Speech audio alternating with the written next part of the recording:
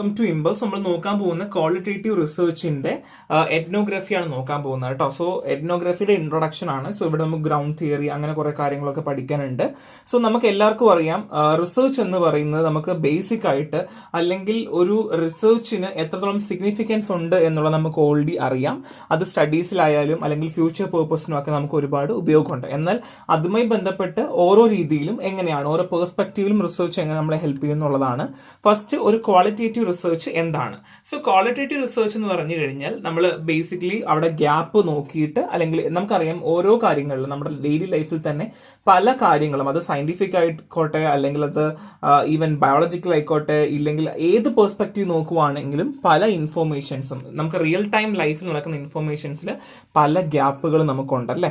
അപ്പം ആ ഗ്യാപ്പുകൾ ഐഡന്റിഫൈ ചെയ്ത് അവിടെ കൂടുതലായിട്ട് നമുക്ക് എന്തു ചെയ്യാൻ സാധിക്കും, അല്ലെങ്കിൽ ആ ഗ്യാപ്പുകൾ എങ്ങനെ നമുക്ക് നികത്താൻ സാധിക്കും, അങ്ങനെയാണെങ്കിൽ നമ്മൾ ചെയ്യുന്ന പ്രോസസ്സുകളെല്ലാം സ്മൂത്ത് ആയി പോകും എന്നുള്ളതാണ്.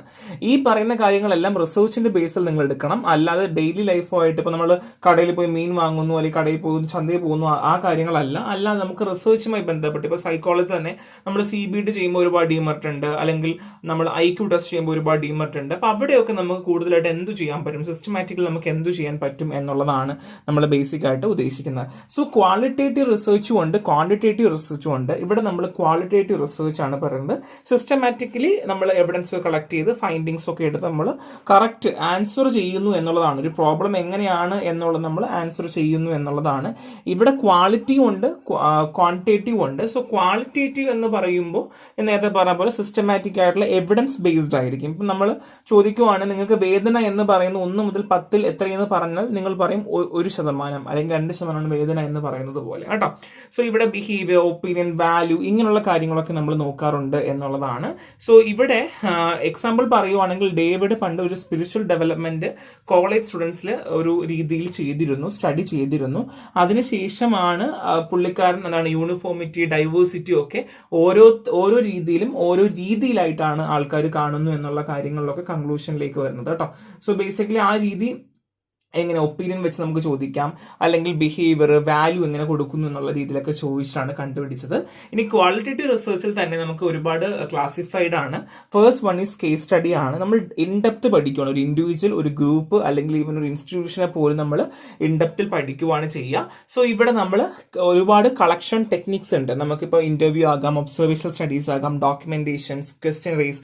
ഇപ്പൊ നമ്മൾ ഒരാളുടെ ക്വസ്റ്റ്യൻ ചോദിക്കുവാണ്, 1 മുതൽ 10 വരെ ഉള്ളതിൽ നിങ്ങൾക്ക് എത്ര ശതമാനമാണ് ദൈവത്തിൽ വിശ്വാസമുള്ളത്, ഇനി വിശ്വസിക്കാൻ കാരണമായത് ഇന്നതാണോ കാരണം, അത് 1 മുതൽ 10 വരെ നിങ്ങൾ ചെയ്യൂ എന്നൊക്കെ പറയുന്നത് പോലെ.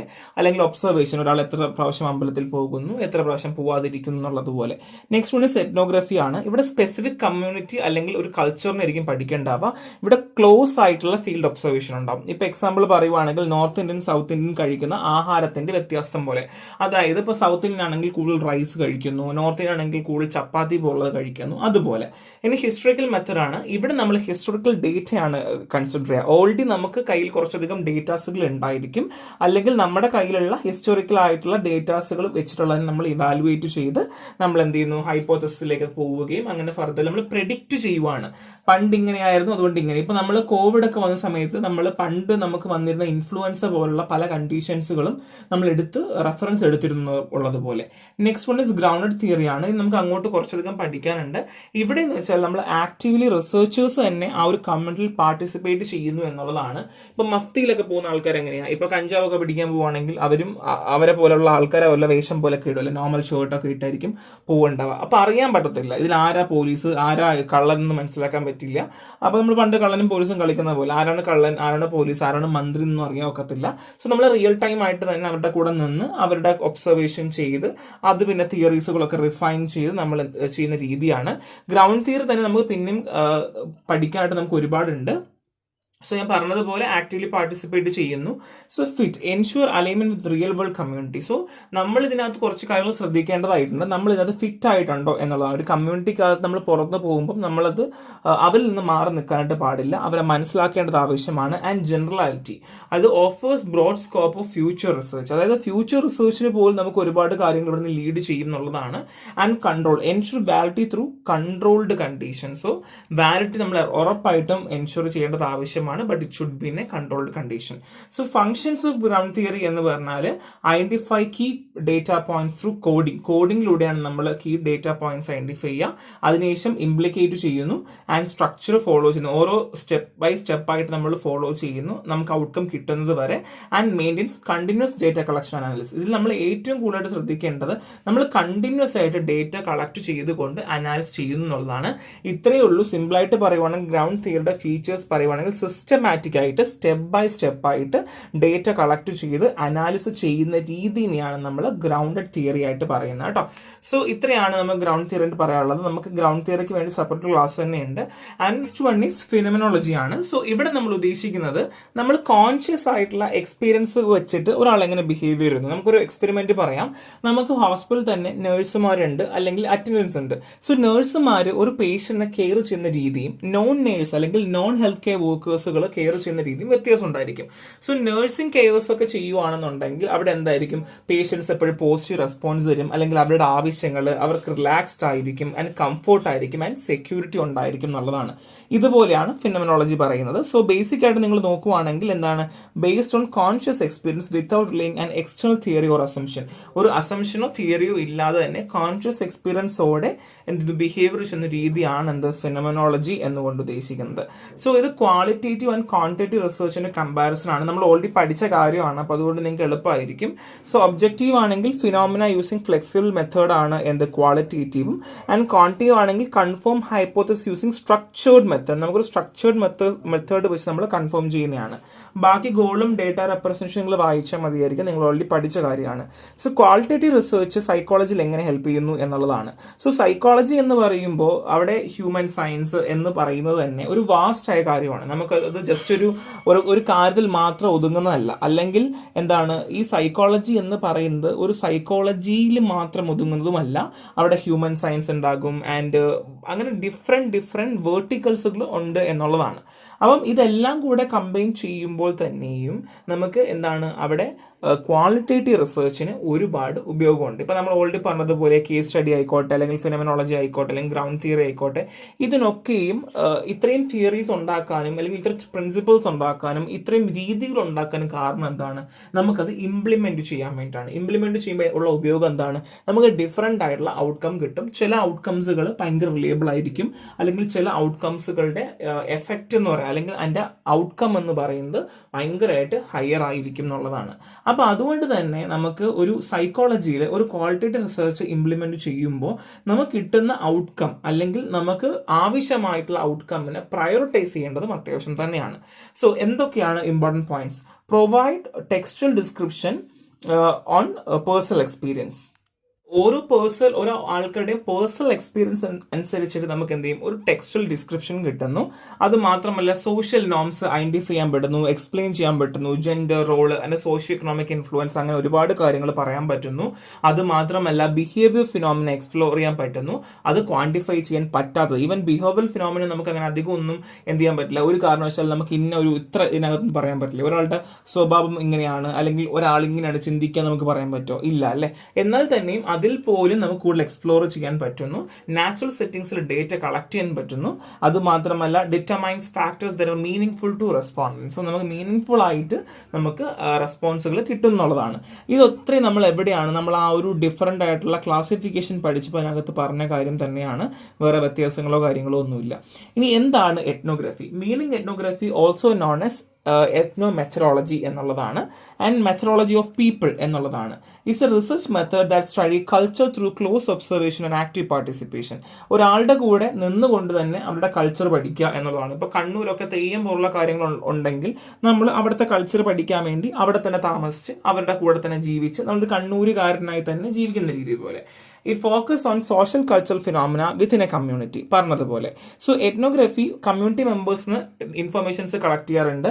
അവിടെ തന്നെ നമ്മൾ ചെയിനിങ് പ്രോസസ്സ് എന്ന് പറയും. അത് നമ്മൾ പാർട്ടിസിപ്പൻസിനെ ഐഡന്റിഫൈ ചെയ്ത് അഡീഷണൽ റെസ്പോൺസിനൊക്കെ നമുക്ക് പ്രൊവൈഡ് ചെയ്യുന്നു.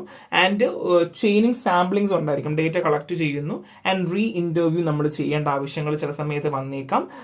നമുക്ക് വെറുതെ പോയി ഒരാഴ്ച കൊണ്ട് 2 ആഴ്ച കൊണ്ട് ചെയ്ത് തീർക്കാൻ പറ്റുന്ന കാര്യമല്ല. It will leads two month, എങ്ങനെ വേണമെങ്കിലും ആകാം. സോ ആ സമയത്തൊക്കെ ഇന്റർവ്യൂ റെക്കോർഡിങ്സ് ഒക്കെ ചെയ്യേണ്ട ആവശ്യമായിട്ട് വരും എന്നുള്ളതാണ്. സോ കോമൺ ടേംസുകൾ ഞാൻ കൊടുത്തിട്ടുണ്ട് താഴെ. സോ സിമ്പിൾ മീൻസ് എന്താണ്? Cultural artifacts such as art, cloth, food, rituals etcetera. Culture patterning എന്ന് വെച്ചാൽ understanding the meaning of simple by studying relationship between multiple symbols. And tactic knowledge, deeply embedded culture belief that are rarely discussed explicitly.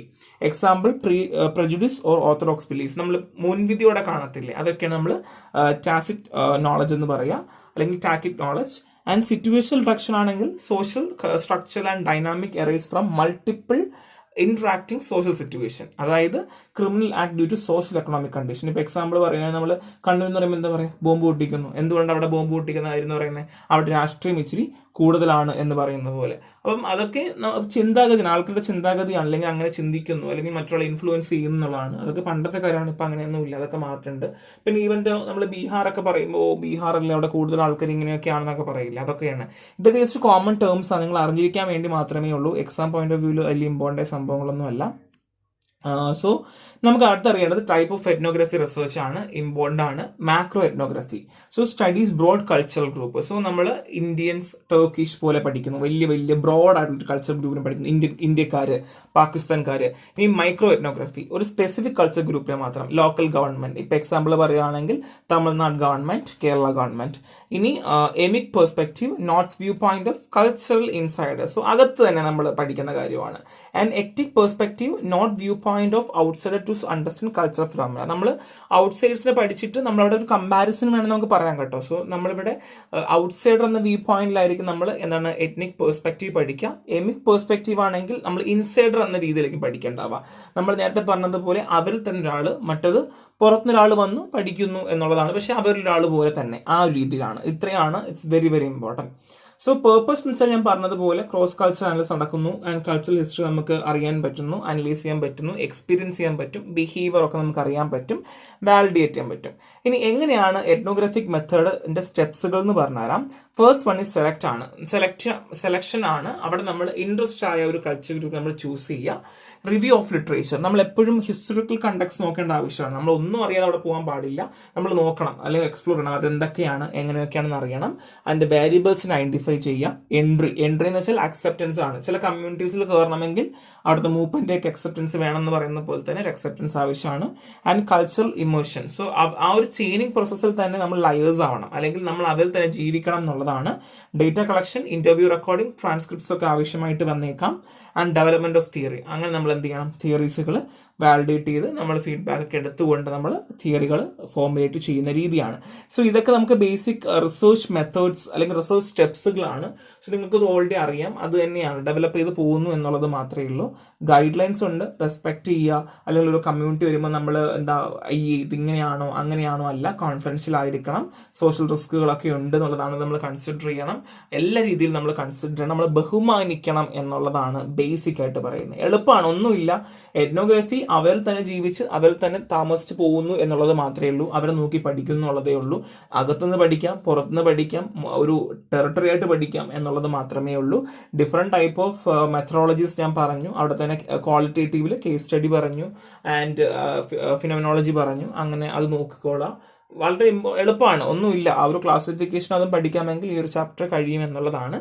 So next ക്ലാസ്സിൽ കാണാം. Thank you.